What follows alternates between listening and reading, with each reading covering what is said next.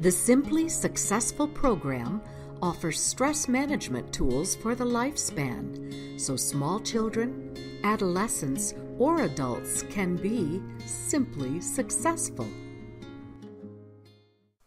Hello, I'm Deb Timmerman, along with my co-host, Beth Tuttle. We're the hosts of the Simply Successful program. We teach stress management skills that build resilient kids and create successful families and thriving communities. Today, our guest is Anna Dravland, creator of the Spread Goodness movement. Welcome, Anna. So tell our listeners how Spread Goodness Day came about. What was your impetus for doing this? Well, the word spread goodness were the beginning of the idea. I had an ex-boyfriend, and I would always kind of talk about how we would spread goodness to the world and what kind of movement we could create that would make a difference. And the terminology that kept coming up into our world was just, we want to spread goodness. We just want to spread goodness. And we had all kinds of ideas of how to do it.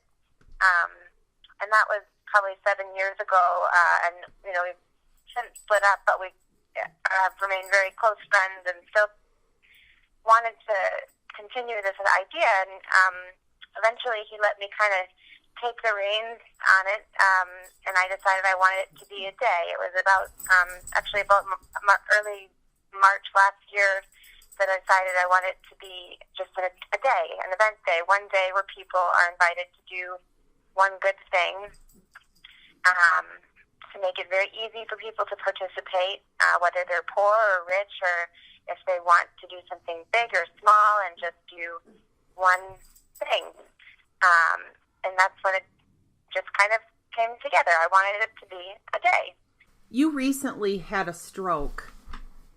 How has Spread Goodness Day helped you heal from what happened in your life? Honestly, I think it's probably kept me from the most severe depression that I could have experienced. I finished all my marketing and my branding. I really put a lot of thought and effort into creating a brand and an image for this, and I launched it on October 28th of last year, and I had this stroke on November 16th. So it was, of course, I'm very happy that I survived. I'm very happy that I'm recovering remarkably well, considering the severity of the stroke, and being able to, as I learned the capabilities to walk and talk and communicate with people properly, being able to make sure this event day happens has been kind of like everything for me. Like, I can cry 16 times a day, and 6 of them will be because of the stroke, and 10 of them will be because something amazing happened with this event day. People really did, as I hoped they would, they really got the idea behind it, that it's about them and them putting a spotlight on them and how they want to do goodness. It was never supposed to be about me or how I want them to do goodness or anything like that. It's just whatever you want to do, however you want to do it, to whoever you want, to spread goodness in your own way.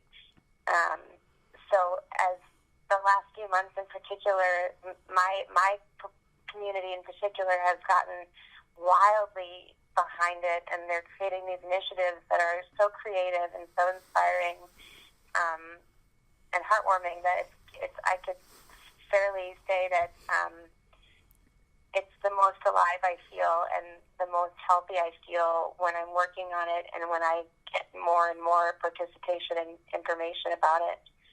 And especially when I hear about organizations reaching out, like from downstate, the Simply Successful Kids, and I've been reached out by places in North Carolina and Florida. And so my initial dream, because I always kind of dream kind of big, is I wanted to reach the country, I wanted to reach the world, and I had a plan, and that plan changed when I had the stroke. But it's kind of wild and eye-opening happening and inspiring to see it still magnifying to the level that it is, in spite of the time I lost and the capabilities I've lost. And it's really kind of amazing to me. So it's been really amazing for me to follow the Spread Goodness movement on Facebook and watch how your community has not only rallied around this idea of spreading goodness, but they're demonstrating spreading goodness by how they've helped you fund and donate to this project, make T-shirts, make a video. And one of the things that particularly grabbed me was the video that was done for the Ellen Show. Can you talk about that just a little bit? You know, the idea that it spread so fast and hard, and the people that have got involved have really created this ripple effect. And the person you're referring to, Keith Glendon, has been a good friend of mine for 7 years or so. And he didn't tell me he was making the video. He just posted it and made me cry really hard that morning. He knows that my life has been pretty committed to volunteerism and supporting my community for a long time. And to see it put into his own words, and to see his kids who I've worked with in different ways and seen them grow because of his passion for helping people and his passion for kids, really kind of blew me away. And the spread that video has gotten has also been extremely overwhelming. It feels pretty amazing to have that kind of love coming at you from all kinds of directions, but to have it put in words the way he did, and to have his kids involved in that way, it was the sweetest thing. So no matter whether it reaches the Ellen Show or not, that was a really beautiful video, and it made my heart melt in the middle of this freezing tundra. As I understand, the day that you had your stroke, you were actually walking to work, and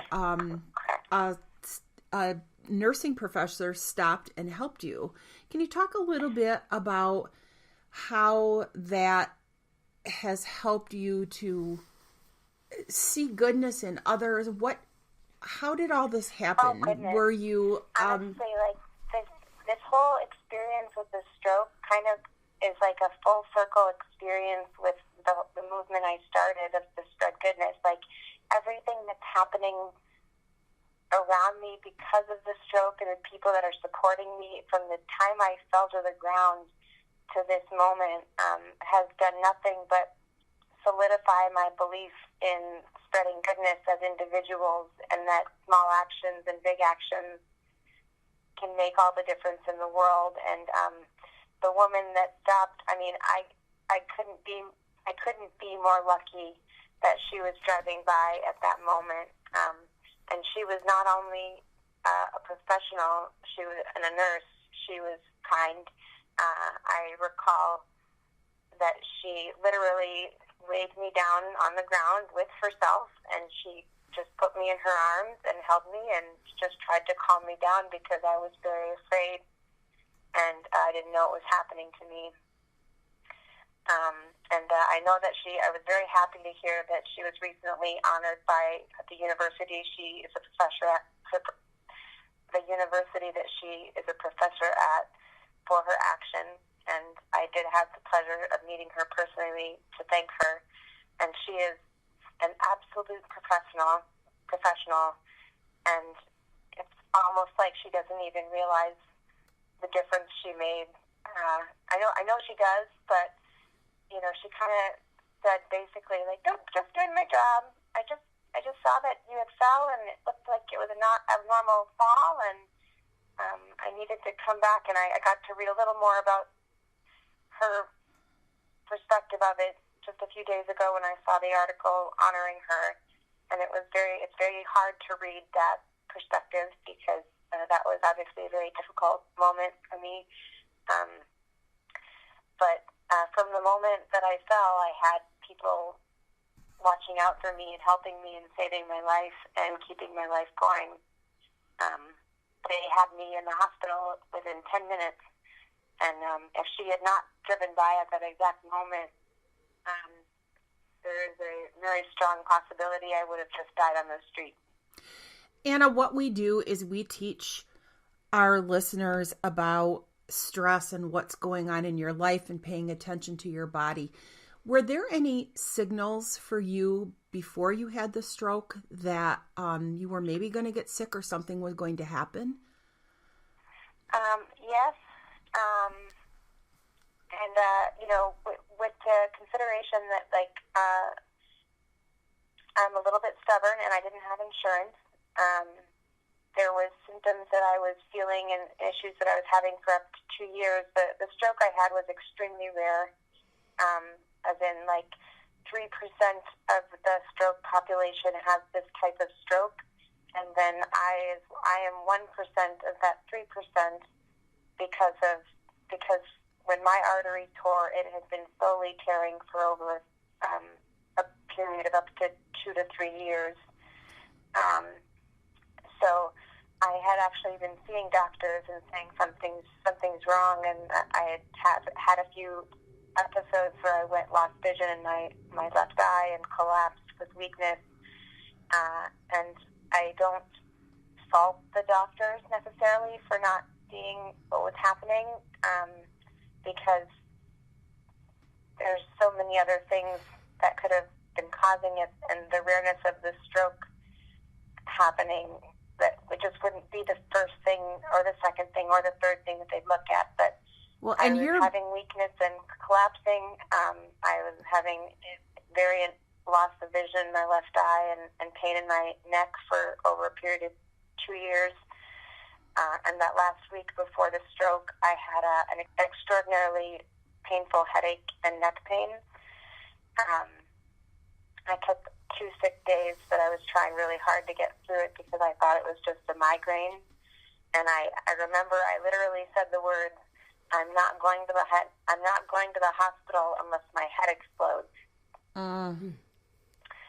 Because I didn't have insurance. And my head exploded. Yeah. and I had to go to the hospital. But so there was symptoms, there was signs. I was in excruciating pain for the week prior. And I was texting my mother the morning that I had the stroke and telling her something's wrong with my vision. My neck hurts very badly. I don't think this is normal. And within 5 minutes of that text message, I had collapsed with the stroke. Well, we're really glad that you're healing, that you're back to being able to communicate and to get around. I know that you have a big important appointment coming up in the future at U of M to find out what else can be done. And it's so awesome that you're using this to help others really learn about spreading goodness. This project has become a symbol for spreading goodness. People that I haven't talked to for 10 years just send me a kind message. I've had my community surround me with love and flowers and financial support because I can't work, groceries. There's a really powerful impact that it's had on my life. So the plan would be every March 9th to have Spread Goodness Day? It'll be one of the first Fridays in March. Thank you so much for joining us today. Beth was rather quiet as she's sitting here nursing her throat, so we wish her well. And Anna, we wish you well with your visit to U of M too. You're in our thoughts and prayers. Thank you, and thank you for your time and your support. It means a lot to me. So, well, we're honored to be part of this. Well. Thanks for listening today. We're glad you could join us. If you'd like more information about Anna's project, Spread Goodness Day, you can find that at spreadgoodnessday.com. That's spreadgoodnessday.com. If you'd like more information on the Simply Successful program, you can find us at simplysuccessfulprogram.com. Again, that's simplysuccessfulprogram.com. See you next time.